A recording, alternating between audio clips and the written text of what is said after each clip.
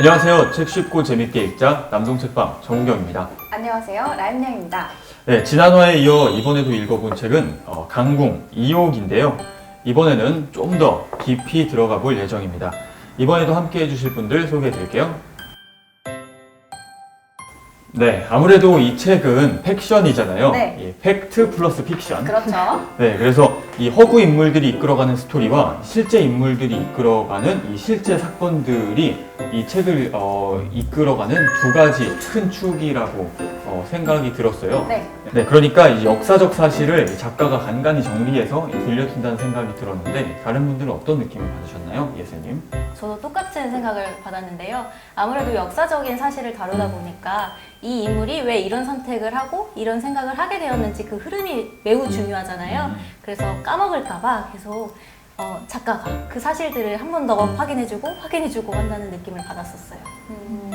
다른 분들은 저 같은 어떤가요? 경우에는 흐름도 중요하지만 그 고려시대 원간섭기의 토지제도라든지 군역제도 되게 복잡하잖아요. 근데 이걸 그냥 지나칠 수도 있는데 작가가 한 번 더 짚어서 정의해주고 또 친절하게 설명해준다는 느낌을 받아서 되게 인상 깊었고, 그래서 저는 이 책이 지금 현재 한국사를 공부하고 있는 중고등학생 친구들이 읽어도 굉장히 무리가 없겠다라는 생각을 했습니다. 재밌게 읽을 수 네, 있을 네, 것 네, 같아요. 네, 저는 오히려 그래서 조금 책이 너무 길어지고 어디에 집중하기가 힘들다라는 느낌을 많이 받았어요. 너무 작가의 의도가 많이 들어가 있고 작가의 생각이 많이 들어가 있고 등장인물들의 서사에 많은 시간을 쏟지 못했다고 생각해서 조금 아쉬웠습니다. 저도 조금 아쉬웠던 게 갑자기? 이옥이라는 내 생각에 동의하는구나. 좋아요. 이옥이라는 인물에 조금 더 초점을 맞췄으면 어떨까. 주변 인물의 입장에서 그 사건을 서술하는 부분이 굉장히 많잖아요. 이옥의 시선에서 조금 더 자세하고 조금 그 부분을 좀 더 묘사를 했으면 좀 더 좋았겠다라는 생각이 들었어요. 저도 그 부분은 많이 아쉬웠어요. 분명히 책 제목에 강궁 이옥이라고 되어 있는데 이옥이 주인공만큼의 분량을 다 챙기지 못한 것 같아서 그게 좀 아쉬웠어요. 다들 제 생각에 동의하시네요. 이 작가님이 그 이옥의 스토리를 빌려서 이 고려 말의 이런 혼란기나 또 어떤 이런 민초들의 삶에 대해서 좀 더 조명하고 싶었던 게 아닐까요? 네, 그런 의미에서 팩트와 픽션을 구분해서 보는 것도 상당히 중요하다고 생각을 해요. 역사와 소설을 나누는 기준이 있다던가 혹은 뭐 역사 소설을 읽을 때 조금 더 주의해야 할 점들이 있다면 어떤 게 있을까요? 아무래도 역사소설도 소설의 한 장르잖아요. 네. 소설이라는 장르는 작가의 허구적인 상상력 그리고 허구적인 요소가 들어가기 때문에 역사소설을 읽을 때도 이게 어느 정도 허구적인 요소가 들어가 있다는 거를 좀 염두에 두시고 읽으셔야 할 것 같고요. 그리고 이제 제가 역사소설을 읽을 때 팁을 하나 드리자면 그 서문이라고 하죠. 작가의 말을 조금 유의 깊게 보는 거예요.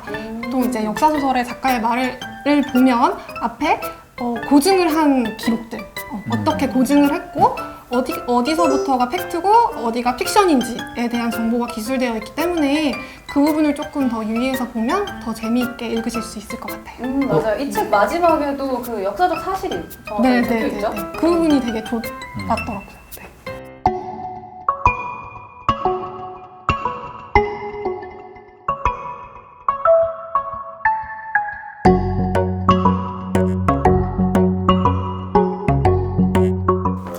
네, 그렇다면 실존 인물과 허구 인물들에 대한 얘기도 빠질 수 없는데요. 이 등장하는 인물들의 작가적 의도는 뭐라고 생각해 볼 수 있을까요? 아무래도 실존 인물들은 좀 행적이 다 정해져 있잖아요. 이성계는 어떤 인물이고 어떻게 앞으로 될 거며 최영 장군이 어떻게 될 것인지는 이미 다 정해져 있기 때문에 허구 인물들을 등장시켜서 작가가 하고 싶은 말을 전달하려고 하는 것 같아요. 저는 또 개인적으로 노인이나 꽃지 그런 성화 같은 인물들이 이옥의 인간적인 면모를 되게 부각시켰던 것 같아요. 이옥이 전쟁에서는 되게 용맹한 그 장군으로 나오는데 모든 걸 등지고 노인과 함께 산속에서 살고 싶다고 말하기도 하고 또 성화와 사랑에 빠지기도 하잖아요. 그런 모습들을 이 인물들을 통해서 잘 보여주고 있는 것 같아서 작가가 아마 그런 의도로 이런 인물을 심지 않았나 싶습니다. 저도 이 역사적 이제 실존 인물들이 주인공이 된다면 좀 약간 운신의 폭이 적어질 것 같아요. 실제로 다 이제 기록된 행적들이 있기 때문에 그래서 이제 허구적 인물들이 등장해서 좀 더 주인공들이 자유롭게 작가의 의도대로 뛰어놀 수 있게끔 그렇게 한 장치가 아니었을까 생각이 들어요. 감동적이야. 너무 오랜만에 제대로 된 답변을 해서. 원래 이렇게 제대로 된 답변하는데 이게 다 이게 재미를 위해서 편집되는 겁니다, 여러분. 아 진짜 감동했어. 네, 그렇습니다. 소설을 읽다 보면 정말 많은 사건들이나 장면들이 있는데요. 이 중에서 특히 기억에 남는 사건이나 장면이 다들 하나씩 있었을 것 같아요. 저는 강릉대첩이 가장 기억에 남았어요. 아무래도 가장 소설에서 중심이 되는 사건이기도 한데 그 장면도 굉장히 극적이어서 기억에 많이 남았지만 저는 이옥이 관노의 신분으로 출전을 해서 그걸 승리로 이끌잖아요. 이것 자체가 신분제의 한계를 좀 극복한 모습을 보였다고 생각을 하거든요. 그래서 아버지가 못다 이룬 개혁의 꿈을 이옥이 조금 한을 풀어주지 않았나 그런 느낌도 들고 좀 감동적인 느낌도 받았습니다. 어떻게 보면 작가가 그 얘기를 하고 싶지 않았을까 네. 싶어요. 신돈이라는 캐릭터를 통해서 모두가 평등해야 된다라는 말을 계속해서 내뱉잖아요. 근데 노비라는 직위로도 이옥이 전쟁을 승리로 이끌 수 있었던 것처럼 아무리 노비라고 하지만 그 지위와는 상관없이 능력이 있었다. 그래서 우리는 모두 평등할 수 있다라는 걸 얘기하고 싶지 않았을까. 네, 저는 인상 깊었던 장면이 그 이옥이 자신을 살려줬던 성아를 찾아가는 장면이었어요. 나를 살려준 인여가 누구냐 해서 성아 씨 이렇게 해서 찾아가는데 거기서 드라마였으면 배경음악 딱 나오면서 그치. 두둥탁 하면서 꽃잎이 쫙 그럼 하면서 차를 쫙 돌면서 좋아요. 네, 그 장면이 상당히 인상 깊었는데 그렇게 성아를 만난 이후에 계속 성아에 대한 생각을 떨칠 수가 없고 뭔가 이렇게 사로잡혀 있고 성아를 위한 선물도 사고 이런 게 나중에 나오는데 저는 이옥이 너무 금사빠가 아닌가라는 생각을 좀 하긴 했어요. 저도 네. 들었어요. 너무 어떠한 접촉도 없고 대화도 많이 나눠보지 않았는데 사실 성화의 대사는 한 10줄 정도밖에 안 되는 것 같거든요. 말도 안 했는데 그냥 나를 살려줬다는 이유만으로도 너무 좋아. 얼굴만 보고 사랑에 빠져버렸어. 소설 초반부에 노인이 이렇게 해요. 얼굴이 좀 예뻤다. 라는 그래요? 얘기를 하면서 임팩트를 딱 받은 것 같아요. 맞아요.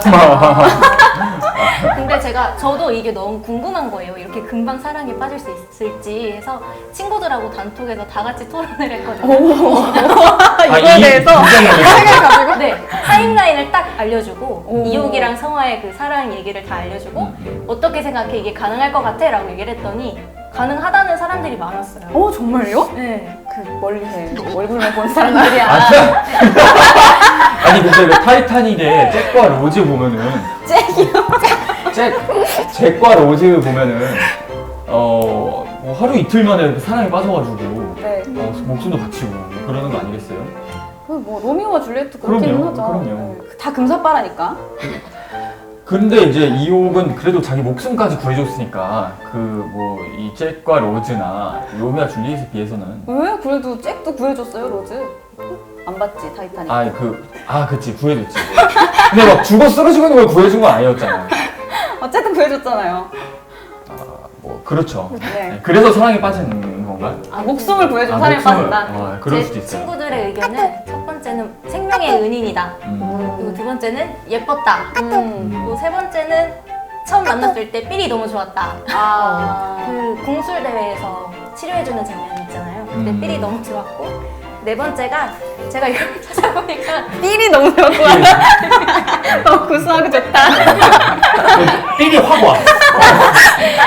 이 이야기가 거의 1년치 얘기더라고요. 1년 동안 거의 만나지 못했는데 그동안에 서로에게 그 애정이 점점 더 깊어진 그 틈이 더 시너지 효과가 있지 않았을까라는 얘기를 하더라고요. 오히려 못 보니까. 근데 성화는 처음 만나면서 되게 그냥 시큰둥했잖아. 그게 의외였어요. 나도. 밀당하는 거 아닐까요? 감추는 걸 자기가 하는 거예요. 그 성화도 금사빠다. 갑자기 소설의 장르가 바뀌고 있는데요? 저도 하나 할까요? 네. 오, 준비했어. 오늘 왜 이렇게 준비를 많이 해왔지? 저는 이 신돈이 그 저작거리 갔는데 삿갓 쓴 사람이 이렇게 말하잖아요. 이 정치란 게 도대체 뭐냐? 이 왕과 재상에게 충성을 바치는 게 정치냐? 근데 이 다스릴 백성들이 없으면 백성들이 핍박받으면 이 왕과 재상이 다 무슨 소용이냐? 그런 신돈이 어떤 깨달음을 얻고 탁 가잖아요. 네. 저는 그게 약간 이 신돈이 추구하고자 했던 어떤 그런 이 개혁파들이 추구하고자 했던 그 개혁을 좀 한마디로 표현하는 그런 구절이 아니었을까 생각이 들었습니다. 그랬군요. 잘했어요. 네. 이 정도면 좀 잘했어요.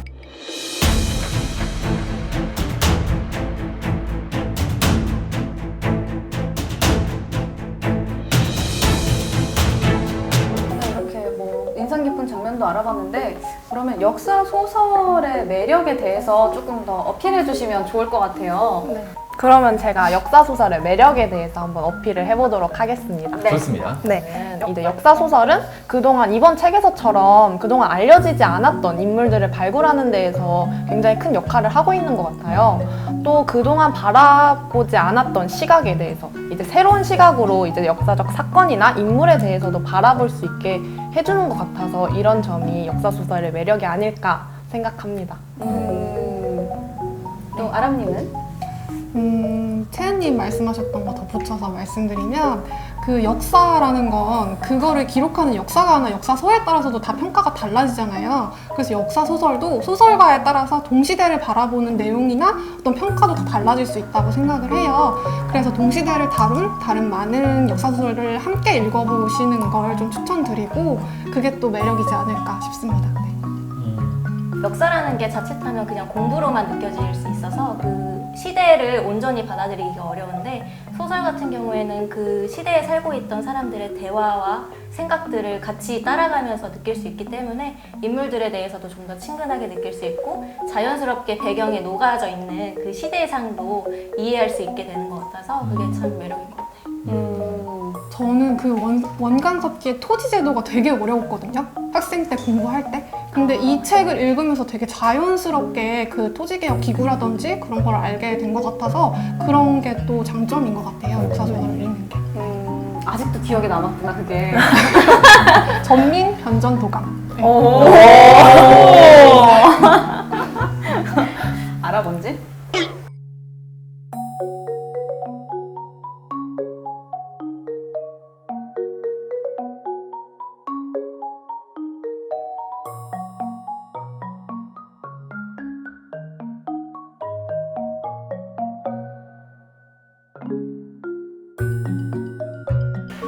자, 그러면 아니 벌써 마무리할 시간인가요? 네. 아, 오늘 채은님이 두 번째 출연이신데 종횡무진 활약하셨어요. 네, 소감이 어떠신지? 네, 이번 촬영을 통해서 이옥이라는 새로운 인물도 알게 되었고 이제 국민왕에 대해서도 새롭게 바라볼 수 있었던 것 같습니다. 또 저번 촬영보다 훨씬 편하고 재밌게 촬영하다 가는 것 같습니다. 감사합니다. 뿌듯하네요. 네, 오늘도 강궁 이옥이라는 재밌는 책 만나봤는데요. 역사 이야기도 함께 배울 수 있는 유익한 시간이었습니다. 네, 다음 화에도 기대를 저버리지 않도록 더욱 재미있는 이야기 많이 준비해 올 테니까 기대해 주세요. 네, 그럼 유튜브에서 남동TV 검색하시고요. 구독과 좋아요는 사랑입니다.